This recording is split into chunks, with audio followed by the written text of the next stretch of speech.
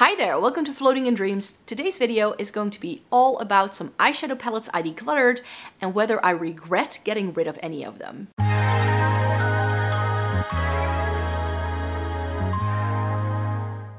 Welcome to everybody watching today. Thank you so very much for joining me. This is another new video that I'm doing on this channel starting this month.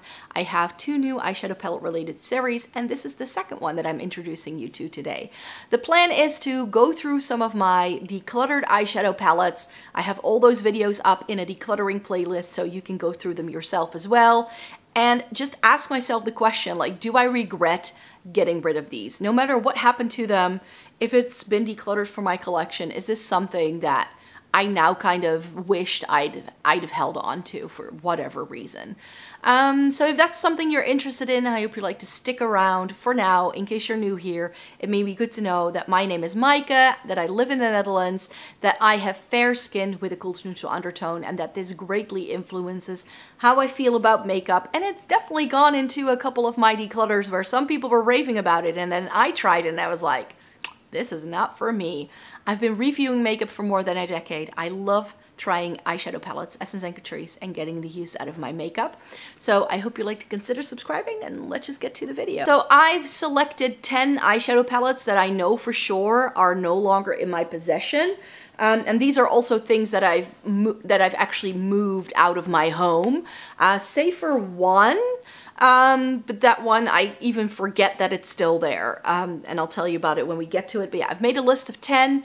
I still need to go back through all of my old decluttering videos at some point. If you want to go back to some of my old decluttering videos, you can, because I've documented every single declutter I've ever done, either on the blog or here on the channel, and I have a separate playlist with all of my declutter videos, so I will leave that linked in the description box down below if you want to take a trip down memory lane and see the progression of my makeup collection throughout the years, because that's definitely a thing. So of course I no longer physically own these eyeshadow palettes, so I cannot show them to you by holding them up.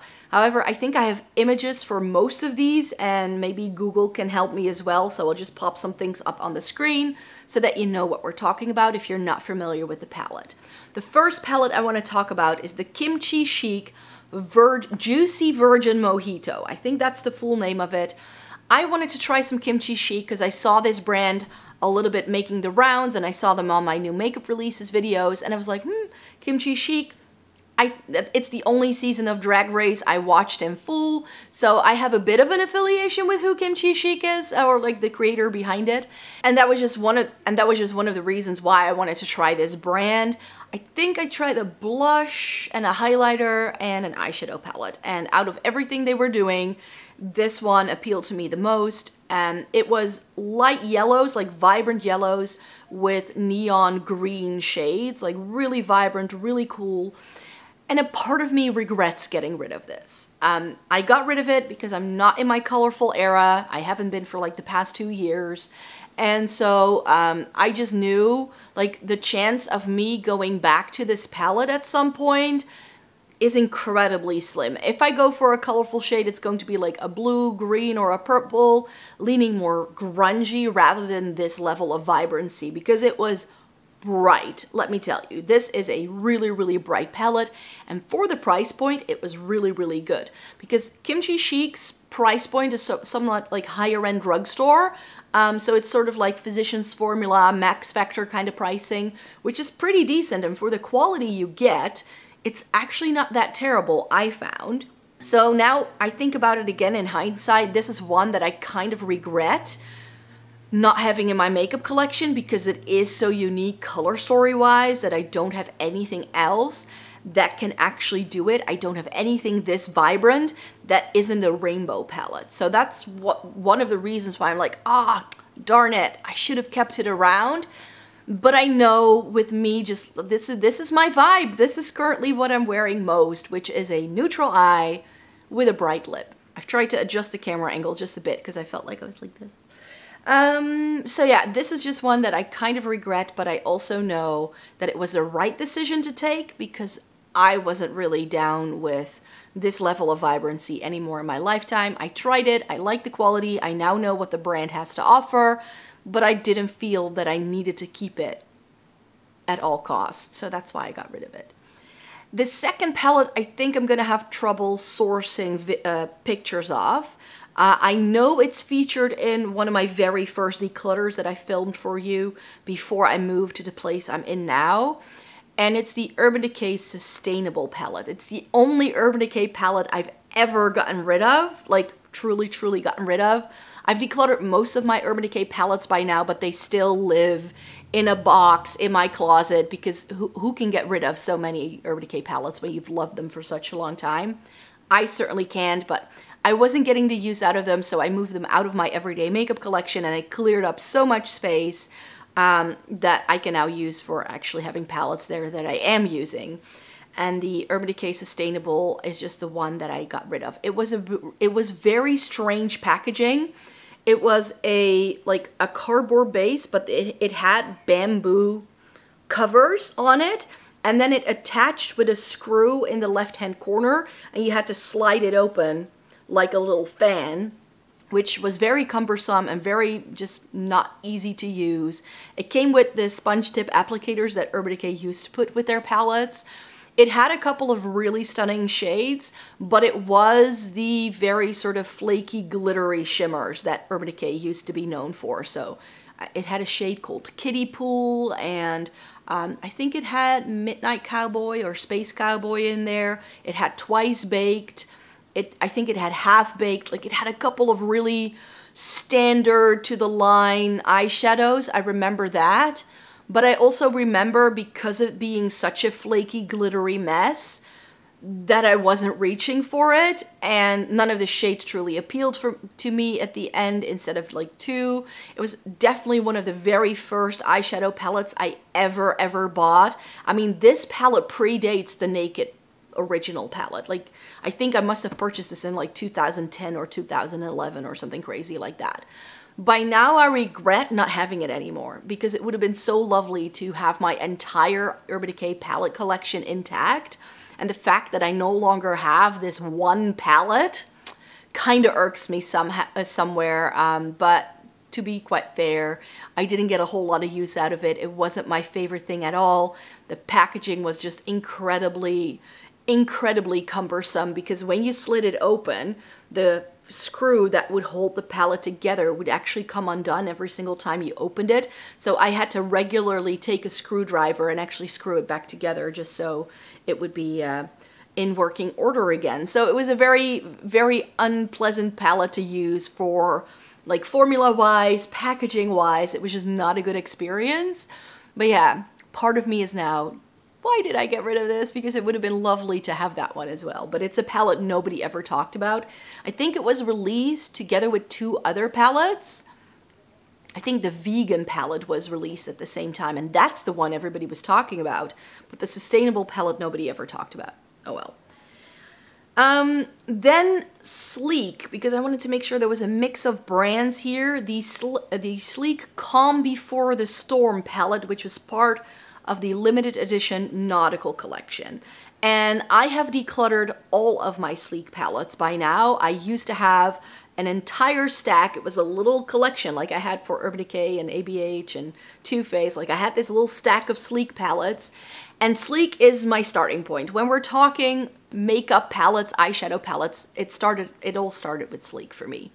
They were immensely popular, especially within the European beauty community. A lot of European beauty bloggers were writing about them around the 2008s, 2009s, when I was sort of first getting into the beauty community and I decided to start my own blog. So Sleek was like everyone's bread and butter, and they had some really standout things. I do think, however, that Sleek sort of succumbed to their own popularity at some point, and they couldn't keep up anymore with what was popular, and then people started to say that it wasn't really great quality and whatever. I think that Sleek, like, they were the Makeup Revolution brand before Makeup Revolution existed. I remember Makeup Revolution launching for the first time and doing all these dupe palettes, and they really replaced Sleek in the drugstore realm. You can still find Sleek in some places. They still have an online website, but they're just not raved about like they were 10, 13 years ago. I still have one little Sleek palette in my makeup memory box as a memory to the brand. I was like, I can't keep all of my sleek palettes, but this color story, this neutral with a pop of blue color story was my favorite by them. I had to track it down as well. I went to a beauty convention with my friend here in the Netherlands, and that's where I was able to finally pick it up, and I did, and I really enjoyed it. The cooler tone neutrals with the blues were just incredibly pretty. The reason why it ended up being decluttered is because I have other neutral tone palettes and I have other blue tone palettes, so I could very easily create the look with more updated formulas. And even though I really liked it, it was just something that just had to go because it no longer had a place in my makeup collection. And I know that if you go back to older eyeshadow palette collection videos, or if you watch some of my older declutter videos, that you can see the entire set of sleek makeup palettes that I used to have. I kind of use this channel as well to like just document it and have an archive, and for some reason it's also less painful if you've gotten rid of something, if you can go back to the video where you got rid of it or where you showed it, and I have pictures of this on my blog, so I can still live through the memory of having this palette and how good it was and what I liked so much about it, but I don't need it anymore in my life. And so I've made peace with the fact that this one is gone, but there is a part of me that still kind of regrets it. Then a very recent declutter, the Pat McGrath Divine Rose one, and I'm definitely sure that people want to know whether I regret wrecking the thing and repressing my 4 favorite shades into another palette. I pressed them into single pans and making it part of my singles collection, and I actually gave the rest of the palette away to a friend who I think also took it apart and filled some single shades with it. I don't know what she did with it, but she showed me some images of what she ended up doing. But yeah, the Divine Rose one by Pat McGrath was in the end a bit of a letdown. As much as I like the mothership quality of eyeshadows, the color story just wasn't right for me. And I've just gotten to the point where I'm like, okay, if it's not perfect, I'm either going to pull it apart or I'm going to get rid of it because I don't have time. My life is too short. I only have 2 eyeballs. I try so much makeup every single year that I can't hang on to anything for an extensive amount of time, no matter how expensive it is, because I think that was the like shock value, like, oh, is she really doing this? Yes, I really did this. And when I showed you my reorganization video where I actually pulled the shades out of the palette, I know a lot of people were leaving me comments like, I had a heart attack. I didn't think you could actually do this. Or I don't think I could ever do this. And I just have to say that I feel really good not having it anymore. It's such a big, bulky palette, and just knowing it's sitting there, not being used, and now I was able to keep the shades I love. I was able to share the shades that I didn't love myself with someone who does get the use out of it, and I think that that's a great way to do it. And no matter how expensive makeup gets, it's not worth hanging on to something just because it's expensive, I feel. Then another one, and this is because of my recent trip to London where I spotted MUA in store again. We used to have an MUA counter in my local drugstore, and I definitely picked this palette up there. I remember distinctively remember buying this at my local drugstore. It's the MUA Fire Vixen palette, and this was back in like 2016, 2017, when warm tones were just everywhere. And in terms of a warm tone palette, this was really, really good, but it had some very weird random grays in there that just didn't make a lot of sense. So I used it, and as much as I liked the quality, I kept a couple of my MUA palettes around for years. I had one that was a dupe for the Naked 3, and I ended up decluttering them because they just weren't wholly unique to what I had in my general makeup collection. Like this one as well. It's a really stunning warm tone palette that's very orangey and fiery, but I've just done a video actually earlier this week where I've shown you some of my favorite warm tones, and I like oranges, but I don't love them on myself. Orange is just not my best shade, and this was very orange heavy with a touch of red in there. So the warm tones clashed a little too much with my undertone. The grays didn't really match with the oranges. So this was just a bit of a weird one. Was I happy to have tried it? Was it really good quality at the drugstore? definitely was. And now that I've bought some new MUA palettes again, I'm like, oh darn it, it would have been nice to have some of those older MUA palettes lying about so I can compare the quality and see if it's still the same or if it's very different and they've updated something. But yeah, I cannot keep my hands on everything that I ever bought in my lifetime. I would need 3 houses just to store everything I've ever bought. So that's another reason why I declutter, because I don't want to expand the space my makeup takes up. I want to be able to have my makeup fit into my actual makeup drawers that I've decided this is it. And if it doesn't go in there, something needs to go. And this was definitely one that got cut because of that. It just wasn't very unique. It was good quality, but it wasn't for me. And then I decided to get rid of it. And now in hindsight, I'm like, yeah, I think I made the right call. So I don't know where I was at, because I think I was just finished talking about the MUA fire eviction, but my neighbor was at the door, so I had to go answer that. So now I've lost my train of thought. But the next palette I'd like to feature is the Dose of Colors Marvelous Mauves. Now I'm not sure anymore whether I got rid of it this year or last year. I sort of decluttered my Dose of Colors palettes as time went on. And I think the Marvelous Mauves, I think I got rid of this year, if I'm not mistaken. And I had a couple of these little 5 pans with all matte shadows, and they were really, really good quality eyeshadow for sure. But I think that if you know a little bit about my preferences, then you know that I prefer shimmers over mattes. So an all 5 pan mauve toned eyeshadow palette. I think that in hindsight, I kind of knew that this wasn't it. Plus, I did a ranking of all of my rosy toned eyeshadow palettes at some point in time. And as much as I like the quality of it, I just have other rosy tone palettes in my collection that I think I can make the same look with. So whether I'm using my Melt Cheese in Parties or something like my Catrice 5 in a Box Soft Rose look. So I just feel I have other palettes in my collection that can give me the look that I would want to achieve with the Dose of Colors Marvelous Mauves. And that's essentially why I ended up decluttering this thing. I just did.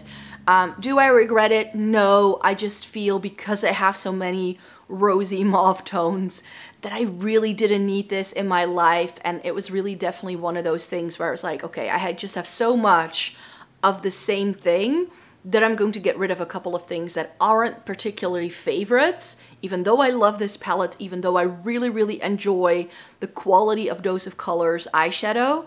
And so I decided to no longer have the Dose of Colors Marvelous Mauves, and I definitely don't regret it. Then the next one is the one palette that is still living somewhere in my house, but I've actually used it as decor. It's in my filming background when I film in my office space where I have my studio lights where I do makeup looks. And I think that my head sort of covers it because it's a little bit, it's on one of the shelves in the background, and it's the Glam Light Cake palette. And the only reason why I kept it around is because it looks so cute. I kept the box, which looks like a little oven, and then you have the palette inside it. And the Glam Light Cake palette took the online beauty community by storm, because the year this launched, it was everybody's favorite palette. So I was like, okay, if everybody's loving it so much, I've never tried Glam Light. I went out of my way because it was always out of stock on Boozy Shop, which is like the only place here in the Netherlands that really stocks Glam Light.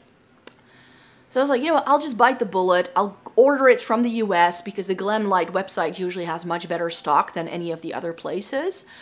And so I was like, you know what, I'll just get it and then I can try it because I want to try this vibrant rainbow palette that everybody seems to love. And then I didn't like it. I didn't like it at all. And here's why. In my intro, I always say that I have fair skin with a cool to neutral undertone and that I have different preferences for everybody else, because this palette is the example of that. It was everyone's favorite. And I would say how shiny the shimmers were and how lovely it was. And I was like, am I the only person who used the entire palette and tried to use every single shade? Because I think that if you focused on just a couple of shades, especially the warmer tones in this palette, were really stunning and had this, like, I think it was called cinnamon, this brown tone that was really, really lovely, very vibrant. But the purpley and the pinky tones and the blue tone shimmers that were in it, I could not to get them to translate to my lids. I would go on with 4 layers. I would use a brush, I would use a fingers, I would apply it wet, and I could not build up the intensity. It kept looking sheer. It kept looking sheer. And it is a rainbow color story. So what I want is the rainbow colors to be good. And I didn't like the rainbow colors. Some of the greeny blue mattes that the palette had, when I tried to blend them on my skin tone, it looked muddy. It looked like I had dirt on my face because there was something in the undertone of those shades that when I blended it and with my cooler pinky neutral leaning undertone, it just ended up not looking as vibrant as it did in the pan, and it looked like it had a gray, dirty base to it, which looked very odd combined with the brightness of the shade. So that's why I just never liked the Glam Light Cake palette. The only reason why I've kept it around is because it's now a decor piece in my office, so I don't even count this as being part of any part of my makeup collection. It's not part of my active makeup collection, it's not a makeup memory box item, and it's not something I want to hold on to for YouTube reasons. It just looks cute, which is why it's in my background, but that's it. That's it. It's the only palette I've ever decluttered that has definitely like not left my house just for that reason. But I need a little bit more from a palette. So do I regret decluttering this? No. If you were to ask me though, did I regret buying this? For sure. So I've been apprehensive trying more Glam Light ever since, but that Chucky palette is still my wish list, but it was out of stock on Monolith, so I'm gonna have to wait for it to restock. A Colourpop palette. The It's My Pleasure, because this is one that when I was scrolling through my eyeshadow palette reviews, I was like, oh yeah, that's another one I used to have. Colourpop is just not good at doing purples. Let me start things off there. I've tried several purple palettes that Colourpop has done, and on me, they always look red. Maybe if you have a warm undertone, maybe if you have medium deep skin, it does look like a purple on you, but on me, it has this pinky red base to almost every single purple shade where it just doesn't look like a purple on me.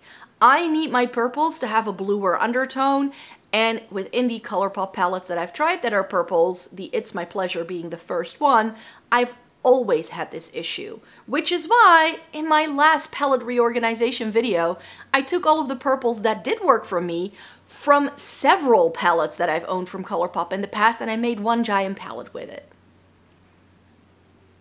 Because do I regret getting rid of the It's My Pleasure? No, I really don't, because Colourpop needs to learn what a purple looks like. And then another one, and I think that everybody who knew, who's seen the review, it's been a while, but the Beauty Bay Pastels palette. So this came out, and I looked at it, and it was stunning, and I had never tried the Beauty Bay formula, and I was like, right, this is a small curated palette. Beauty Bay was only doing these really big ones at the time. I was like, perfect, this is going to work. I can try some Beauty Bay Pastel eyeshadow. Talking about a chalky mess. Oh boy, it was so dreadful. I actually had chunks of eyeshadow missing from my lids at the end of the day, and they were mattes. They were matte eyeshadows, and they crumbled down my face throughout the rest of the day, because guess what? In order to build up the intensity to not have it look like a white, I had to layer a matte. Like, I've never had to layer a matte with any other palette I've ever tried to try and get the color to show up. But with this, you needed to go in with 3 layers to get it to look like it was baby blue. So, not a great formula. It was very chalky, very powdery. Because of the light colors, you just needed a lot of product to make it work. I always double prime my lids. I cancel out the actual redness on my lids as well, so that was not the issue. A white primer wouldn't have helped, if people are wondering, because I have plenty of other pastels in my makeup collection that work on me with my usual methods, and I have no issues. No issues. So if I, with my pale skin, have to use like a white base that allows shadow to stick to it just to make it work, it was an $8, it was an $8 or €8 eyeshadow palette. I have eyeshadow palette that is just as expensive that I don't need to work that hard for. So did I regret purchasing this? For sure. Did I regret decluttering this? Definitely not. And finally, I had completely forgotten already that I ever owned this palette, and it was one of the first Norvina palettes I ever bought. So back when ABH started doing the Norvina line, you got the larger palettes, but they also did some mini 9 pans, and you had the volume 3, which is this one here. It had really, really cute cherry packaging. It had some really vibrant shades in. This was back when I was still in my vibrant, colorful eyeshadow era. And I was like, great, this looks really cool. It just had pressed glitters that nobody said was a pressed glitter. Like, it was not on the packaging. It was not in any description on any website. And if there's any pet peeve I have, it's undisclosed information. If I'd have known that 2 of the very pretty shimmers in that palette were a glittery-like formula, I don't think I would have bought that palette. Because even though, like, the blues with the purples, there wasn't a purple in there, it was a blue with a red, you could make a purple, that's what I was trying to say. So you could get a lot more looks out of this than you thought perhaps initially, but because there were no shimmers to really round out the look for me personally, I ended up just being very disappointed with this one. The packaging was cute. I kept it in the box for such a long time, but after my initial review, I just never had the urge to go back to it and use it again because I just didn't have such a great experience playing with it. The mattes were stunning quality. The glitters, as far as pressed glitters go, were really stunning. But if I'd have known that 2 of them had this really weird glittery texture, I just know I wouldn't have purchased this one. So this was a very big regret in terms of purchasing it, but I definitely didn't regret decluttering it. So that's it for you guys today. I don't have any other palettes to share with you. I will be, of course, sharing some other palettes next month again and chat to you about whether I regret decluttering these. I can't keep everything, so I need to declutter some things. As I already mentioned, I would need like 3 houses if I ever kept everything I've ever bought.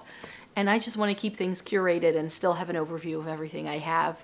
And yeah, I think it just goes to show that if I've already forgotten I ever owned something at this point in time after decluttering it, I know it was the right call to declutter something. So I hope it was a little bit of a ranty one, this one, so I do apologize. Is that not your vibe? But I have lots of positive videos over on this channel as well. So yeah, thumbs up this video if you did enjoy it. And if you would like to stick around, then just know I make several videos every single week. Subscribe to the channel. I would love to have you here. And yeah, just join in on the fun. And thank you very much for being here. Bye-bye. Have a good day.